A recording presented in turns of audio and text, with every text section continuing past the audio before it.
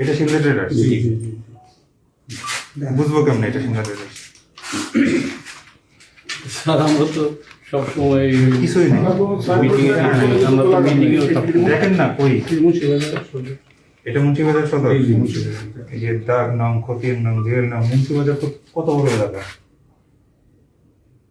বুঝবো কেমন যে এইটাই এই যে মালগুদাম কারখানার অবস্থান পুরো আপনার ঠিকানাটা খালি, ডাকঘর, রোড নাম্বার, থানা শুধু সদর লেখা, জেলা শেরপুর, থানা সদর শেরপুর সদরে তো কত বড় একটা জায়গা, আমি বুঝবো কেমন যে এটা আপনার নামই। তো আমরা এখানে এসে যেটা দেখতে পাই যে এখানে ডিজেলের মজুদ করা হয়েছে, যেটা একটা আবাসিক ভবন।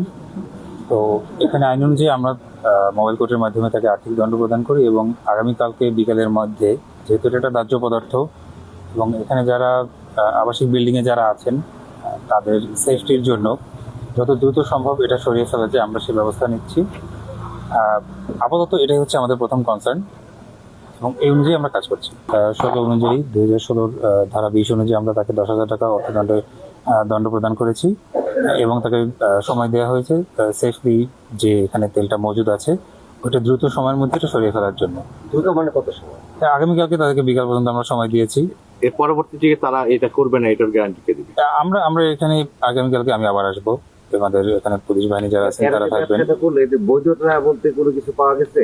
ওনারা কিছু কাগজপত্র আমাদেরকে জমা দিয়েছেন, আমরা ওইগুলো যাচাই করব। যেহেতু অফিস বন্ধের জন্য আজকে আমরা ইমিডিয়েটলি এগুলোর বৈধতা যাচাই করতে পারছি না, আমরা সেগুলো যাচাই করে দেখবো, এরপর আমরা ফার্দার ব্যবস্থা গ্রহণ করবো। আজকে 26শে মার্চ আমাদের অফিস বন্ধ, কালকে শুক্র, পরশু, শনি, যেহেতু আমরা ইমিডিয়েটলি পারছি না, ওটা আমরা ভ্যালিডিটি আমরা চেক করে তারপর ফার্দার যে অ্যাকশন নেওয়া দরকার আমরা সেই ব্যবস্থা নেব। আপনারা এখন কি পরিমাণ তেল মজুদ পেয়েছেন? ওনাদের ভাষ্য মতে এখানে 18,000 লিটার ডিজেল আছে, ডিজেল মজুদ আছে, যেটা ওনারা অ্যাজ আর্লি অ্যাজ পসিবল এটা খালি করে ফেলবেন। এমনি আপনাদের অভিযানিক দলে কি টিমে এটা পরিমাপ করার মতো কি কোনো ইনস্ট্রুমেন্ট বা ম্যান পাওয়ার নেই? আসলে এখন এইভাবে ওখান থেকে ম্যানুয়ালি মেপে দেখার আসলে এখন ব্যবস্থা নেই। কতক্ষণ আপনারা অভিযান পরিচালনা করলেন টোটালি?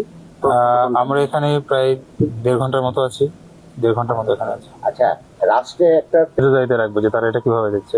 আমরা যখন মাল্টিপল শাস্তি দেওয়া যায় না, একটা অপরাধে আপনি বারবার শাস্তি দিতে পারেন না।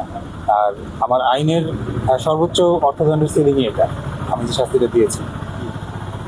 এজেন্ট বা ডিল তারা যে কাগজপত্রগুলো তারা আমাদেরকে জমা দিয়েছেন, আমরা সংশ্লিষ্ট অফিসে আমরা সেটা ক্রস চেকিং করে আমরা ফার্দার ব্যবস্থা গ্রহণ করবো।